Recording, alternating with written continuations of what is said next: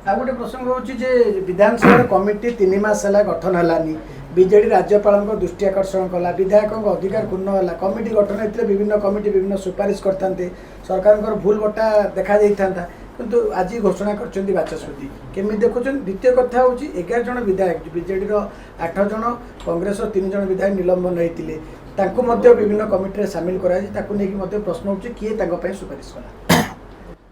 आपण देखंतु सांविधानिक विधि व्यवस्था अनुसार आसेम्बली बा पार्लियामेंट चले एवं आसेम्बली सेशन जिते थाए सेतेबेले विधानसभा सदस्य भाव में विभिन्न कथा उठा जाए विभिन्न कथा प्रसंग रे आलोचना करा जाए तापि सब नीति नियम अछि एवं विधानसभा को सुचारू रूपे चलैबा पई स्टैंडिंग कमिटी हाउस कमिटी यही भाव में अनेक गुड़े कमिटी अच्छी विभिन्न विभाग तेणुकरी जेतेबेले आर्थिक वर्ष सरे मार्च एप्रिल मसरे सेतेबेले गोटे वर्ष भी स्टैंडिंग कमिटी एवं हाउस कमिटी मान गठन करा जाय थाए किंतु ओडिशा राजनैतिक गणतांत्रिक विधानसभा इतिहास रे प्रथम थर पे देखागला 3-4 मास कमिटी गठन हो पारु नाही। गठन न हो पार कारण एत पर्यटन स्पष्ट होना किंतु जेतेबेले आमर मान्यवर विधायक रणेंद्र प्रताप सिंह गणेश्वर बेहेरा एवं अन्य दलर सदस्य माने आपको डिमांड कले तापर कमिटीर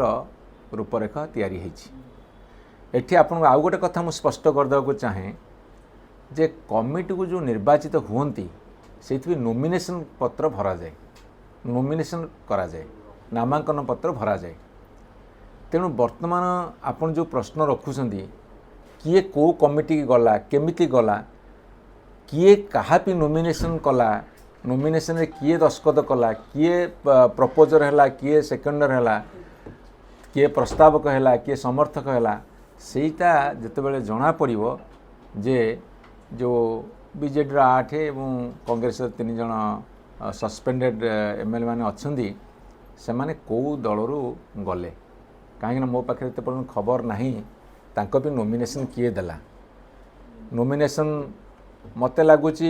बिजु जनता दल तरफ दिया है नहीं बोली किंतु सरकारी दल तरफ दिया है कि ये कथा जितेबाला स्पष्ट हो जना पड़ो से कौ दलर प्रार्थी हिसाब रे विभिन्न कमिटी को चयन कले सेटा सबुठ बड़ प्रश्न से प्रश्नर समाधान हो गले जना पड़ सी कौ दलरू कमिटीर सदस्य भाव में जाइछन्ति।